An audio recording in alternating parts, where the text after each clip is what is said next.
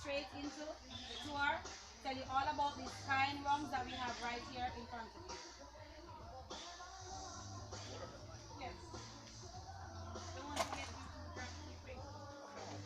All right, so where did the history of rum? Where did rum came from? Now, rum is a byproduct of sugar cane, right? So this is a sugar cane that we have over here, and it's a byproduct of rum. Now, back in the day, they didn't know that what they can do after they had the molasses was to use the molasses to get rum. So the molasses was actually used to feed the cattle. The molasses was used to fatten the cows and and to help strengthen the horses. But they didn't know that what they can do is if they left the molasses for a certain time and had some yeast to it, the molasses would actually ferment and start to turn into alcohol.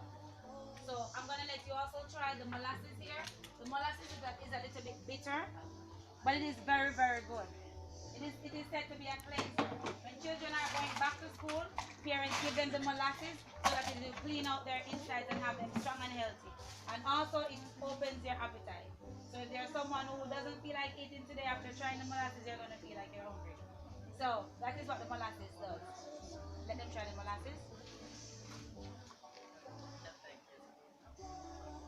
So Jamaica is the second largest and oldest rum distillery in the Caribbean. Trinidad's Mount Gay is the first, and Jamaica is the second. Now, Jamaica pride themselves in the rare Nebula white rum, and also the Appleton, which is said to be our best rum.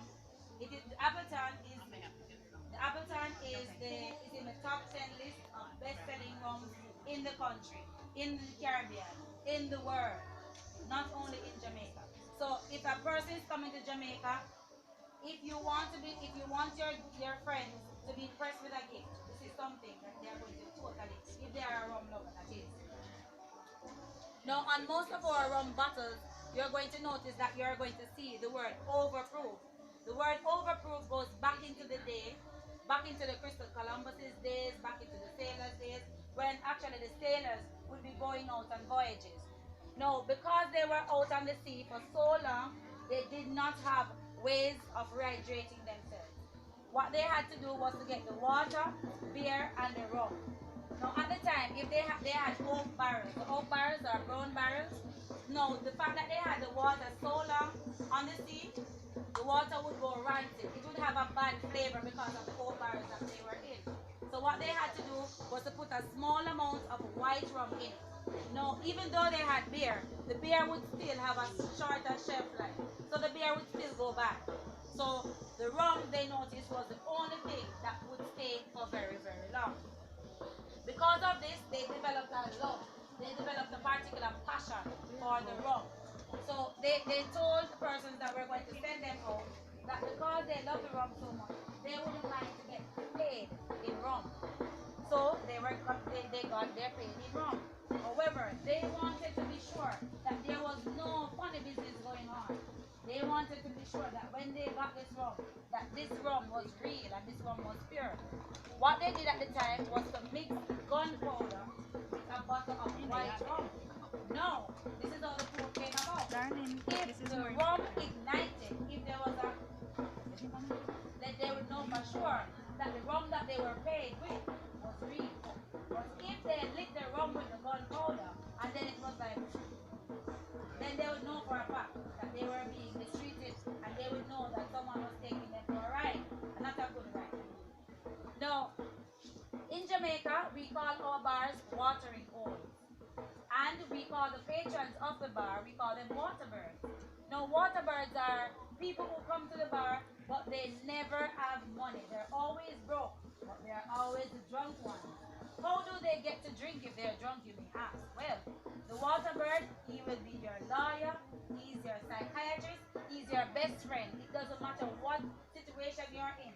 As long as you go to that bar, that waterbird is going to be your best friend. So you're having a bad day and you go into the bar and there's a waterbird there. He sees your face looking sad. He's automatically attracted to you because he knows that he has to fix something. And if he fixes something, that means he can get more rum to drink. So he goes up to you and you say, oh, I'm having a bad day. My girlfriend left me. My wife left me. The waterbird says, No problem, man. Give me a drink. Just buy me a bottle of Appleton rum. And I'll tell you how to get that girl back. And that water bird is guaranteed to give you the best advice money cannot buy. Because all it takes is just a shot of white rum. And that water bird is sure to fix that marriage of yours. Or whatever problem that you're going through. That is Jamaican rum bar drinkers. Not only that, but to say the least, white rum is a very close to our heart kind of rum. Why? Because in Jamaica you're going to find a lot of white rum. It is a must to have a bottle of white rum in your house. Okay, I am buying a brand new car. I must have some white rum. I saw a property that I wanted to buy. I must have some white rum. So, but why do I need to have that white rum? Well, I need the white rum to ward off evil spirits. We still practice that today. If I did not do that, I would have to get a brand new hen, cut off its neck, and let the blood sprinkle all over the place. That is too messy. I'll just do the white rum. Better for me. But the white rum is what we use. So if you had a brand new baby coming into a new house or an old house, you got the white rum, you sprinkle it into each corner, and it is guaranteed to ward off evil spirits. If you bought a brand new property and you were building it for whatever reason, and you wanted to make sure that that property brought you success, the white rum. But not only that, there's a lot of medicinal reasons why we use the white rum. So back in the day, children weren't so prevalent or so privileged with slippers or sandals to wear on their feet. What they did was to run about bare feet, and they were happy just the same. Just happy-go-lucky kids running about and having fun. But sometimes they will get stuck by nails, not just any nail, a rusty nail. What was the cure? The doctors, they couldn't afford to go to doctors those days. So they had to use this, the white rum.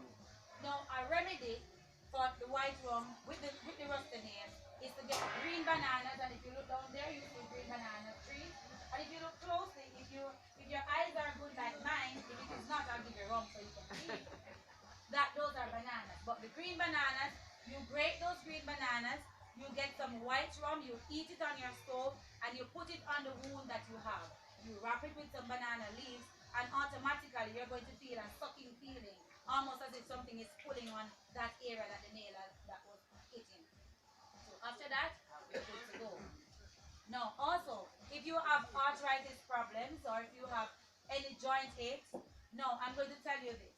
While they say that marijuana, or ganja as we call it in Jamaica, they say it's illegal. However, if you are to have a prescription nowadays, they'll tell you that you can have it. But you dare not go on the road without a prescription. The cops will be coming after you. Even though Jamaica is said to have the best marijuana. No, the marijuana, this is not a marijuana tour, but I have to tell you. Why? The marijuana with the rum is very, very good for arthritis. I have never seen my grandmother buy any arthritis medication. That is what she uses. So all she does, she gets some pimiento seeds.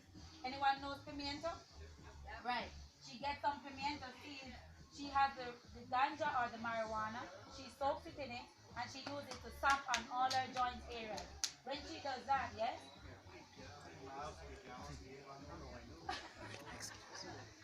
That is, I'm going to tell you about that rum too.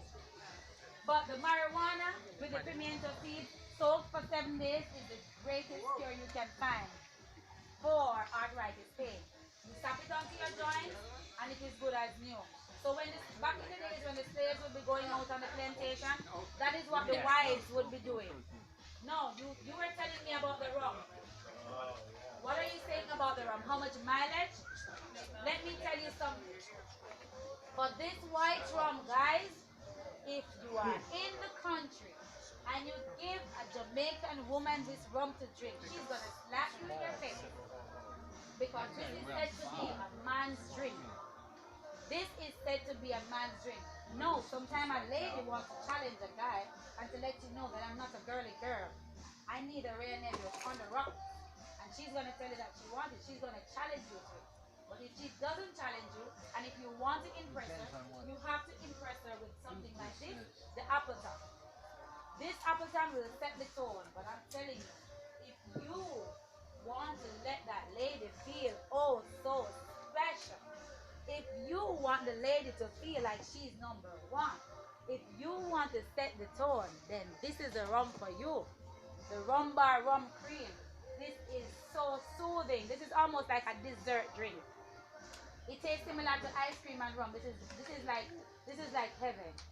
The ladies like to watch this when they are enjoying their soap operas or whatever. I'm telling you, this rum is really, really good. No, you're going to try the rum cream also. Yeah? Put them in the mood. I'm telling you. Get one for your wife and this is good. This is good. I got two. You got two? Oh, that's even better. No, I have a bottle of spice rum. This spice rum is not from Jamaica. It's from Guyana. But let me tell you, we are in the Christmas season right now. And for a rum like this, it's a must that we put it in our fruit cake and in our rum punches and all our rum drinks and cocktails. The spice rum. Now, how did the spice rum come around, you might ask? Alright, so the spice rum came about because someone made bad tasting white rum. So instead of getting rid of that, they said, what can we do to fix it up, to make it better? So what they did was to just throw fruits in, they threw nuts, they threw all kind of spices in there, cinnamon, cardamom, all of that. And then they left it. When they came back to it, it was, when they pulled off that cover and smelled it, it was so yummy, so good. So they decided, why not call it spice rum? And that is how it came about. Now spice rum is really good. It is said to be a ladies and a man's drink. You can drink it anyway. On the rocks, plain, straight up. It's good nonetheless. It's not so harsh as the Rare Nebby White or the overproof. Rum fire. No. Rum bar, you